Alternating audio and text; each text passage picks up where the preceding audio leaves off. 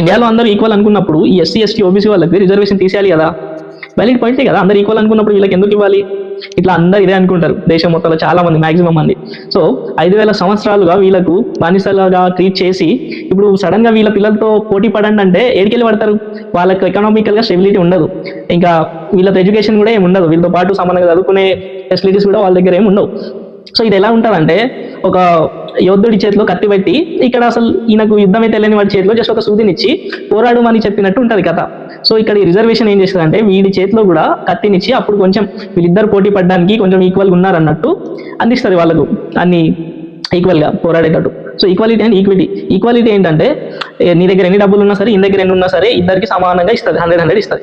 అదే ఈక్విటీ ఏంటంటే ఇప్పుడు ఈ దగ్గర 20, ఈ దగ్గర 80 ఉన్నాయి. సో ఈ 20 వాడికి 80 ఇస్తుంది, ఈ 80 వాడికి 20 ఇస్తుంది, అప్పుడు బ్యాలెన్స్ చేస్తుంది ఇద్దరిని. ఇది ఈక్విటీ. సో ఇలా రిజర్వేషన్ వర్క్ చేస్తుంది. ఎవరికి లేదో వాళ్ళకి లిఫ్ట్ చేస్తుంది, ఎవరి దగ్గర ఉన్నాయో వాళ్ళకి కొంచెం, అంటే ఈ దేశంలో ఉన్న వాళ్ళందరూ కొంచెం సమానంగా బతకాలి, వీళ్ళందరూ మనుషులే కదా అన్నట్టు రిజర్వేషన్స్ ఉన్నాయి.